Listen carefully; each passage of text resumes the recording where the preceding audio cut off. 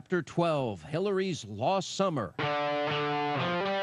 It was the spring of 1971. Hillary Rodham was a second-year law student at Yale who had recently started dating fellow student Bill Clinton. Within weeks of their relationship, Hillary had to decide how she was going to spend her summer and told Bill she was going to Oakland, California to intern at the law firm of Ch.12, Walker and Bernstein. I told Bill about my summer plans to clerk at Ch.12, Walker and Bernstein, a small law firm in Oakland, California. And he announced that he would like to go to California with me. So with Hillary deciding to spend her summer in Oakland, Bill decided to tag along. He had planned on working in the South for George McGovern's presidential campaign for the Democratic presidential nomination, but according to Bill, he, quote, had the rest of my life for my work and my ambition. I loved her and I wanted to see if it could work out for us, end quote. So the fairly new couple headed to California and moved into a small apartment not far from the University of California at Berkeley. Ch.12, Walker and Bernstein was one of the most radical law firms of its time. It was known for its support of constitutional rights, civil liberties, and radical causes. This wasn't just any law firm. This was probably either the #1 or #2 most left-wing law firm in America at that time. One of the partners was a communist. A second partner had been a communist and had actually left the party but didn't talk about that publicly. And they represented all kinds of left-wing causes.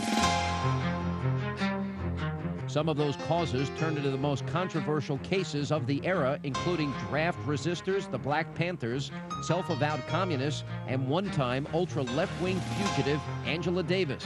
Remember, this was just a couple of years after Hillary, the Wellesley student, wrote her senior thesis on radical left-wing organizer Saul Alinsky. That thesis was later locked up and hidden from the public for fear that the First Lady's left-wing tendencies would be an embarrassment to President Clinton. But her left-wing sympathies apparently didn't end with her graduation from Wellesley. Just take a look at the resumes of 3 of the firm's 4 partners and their association with the Communist Party. The first was a gentleman by the name of Bob Ch.12, who had been a communist, card-carrying communist in the 40s and 50s. Another lawyer at this firm was a woman by the name of Doris Bryn Walker. She had been the head of the National Lawyers Guild, and she remains a communist to this day. And the third partner at the firm was Mal Bernstein, and he supported many of these causes in terms of representing people that were communists that didn't want to take loyalty oaths. But he says he was never a member of the party. So what was it that attracted young Miss Rodham to this firm? Was there a deciding factor? After all, she was focusing on child custody cases, so why travel thousands of miles across the country to work at this particular law firm? Some people say that she was referred to this law firm by a professor. Another story says that she was referred to them by a friend. But in the book, A Woman in Charge, author Carl Bernstein tells us what he thinks, saying, quote, Hillary's attraction to the firm was not ideology, but rather its defense of constitutional causes, end quote. But in the same book, Robert Ch.12, one of the firm's communist partners, is quoted as saying, the only reason I could think of, because none of us knew her, was because we were a so-called movement law firm at the time. There was no reason except politics for a girl from Yale. She was in sympathy with all the left causes, end quote. Sympathy with all the left causes or sympathy with the Communist Party. But as research shows us, Hillary's involvement in the firm's cases wasn't that intense. Since she was just one of the summer's law clerks, her duties were limited to drafting motions and reading through transcripts. She did mostly grunt work and recalls that experience in her memoir. I spent most of my time working for Mal Bernstein, researching, writing legal motions and briefs for a child custody case. But her interest in the firm's cases is that drew her to the radical practice, and perhaps the events leading up to her clerkship trained her for this. If we go back to New Haven in 1970 in the criminal trial of Black Panthers leader Bobby Seale, well, that was underway. He was on trial for kidnapping and murdering another member of the Panthers. As interest in the trial grew at Yale, many of the radicals on campus started believing that Seale would not be able to receive a fair trial. As students prepared for a mass rally in support of the Black Panthers on trial, it is said that Hillary Clinton, too, was involved. According to the book, Murder in the Model City by Paul Bass and Douglas Ray, Hillary led a student committee that monitored the trial and offered legal advice to demonstrators who got arrested. Now, the timing of the next part is unclear, but at some point during the trial, Bob Truhaft and his wife Jessica stopped in New Haven and threw a party to raise money for the Panthers' defense. And according to reports, Hillary attended the rally. Now the situation brings us up to her clerkship.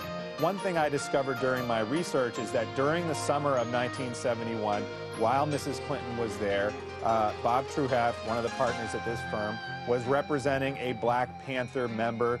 He was a friend of the famous Black Panther Huey Newton in what was basically a cop-killing trial in Oakland, California. But on top of the Black Panther case, there were many others that a future president would not want to associate themselves with. Some stem from working on cases involving draft dissents and other issues dealing with Vietnam. Then there was the case of Angela Davis, the communist and black revolutionary who was charged with murder, kidnapping, and conspiracy charges from a shooting that left a judge dead. Ironically, after Hillary left the law firm and turned into the First Lady of Arkansas, the firm's wild antics continued to follow her. There was the case of the Arkansas prison system that came to light soon after Bill became governor in 1979. There were allegations that the inmates in Arkansas jails were living in inhumane conditions. A key player in the publicity in that case was Jessica Mitford, the wife of firm partner Bob Truhaft. Mitford's involvement in the case had to do with an Arkansas prison escapee, James Dean Walker. He had been convicted of murder of a Little Rock police officer. While in jail, he had won furloughs for religious work and failed to return to the prison from one of those jobs. He fled to California and was later arrested on drug charges. Arkansas officials tried for his extradition back to Arkansas, but his lawyers fought it. Since Mitford was involved in the case, she decided to use her connection to the Clintons to get the state of Arkansas to drop the extradition or to completely pardon Walker. So while Hillary herself was never an acting lawyer on any of these cases, her interest in working with a firm still raises many questions and opens just another part of her questionable past. And if she had nothing to hide from, why does she bury it so deep in her past? She doesn't square herself with what went on back then. Does she regret having worked for this firm, or does she embrace it? And she's sort of driven it down the middle. It's kind of interesting that in 25 years in public life, nobody has really squarely put the question to her about why she ended up there. And the summer of 1971 remains a mystery to all of us. Why is Hillary so secretive about this part of her life as well? And will anyone ever step forward to confront her about her connections with the communist law firm? Or is this another chapter in the Clinton past that will never be closed?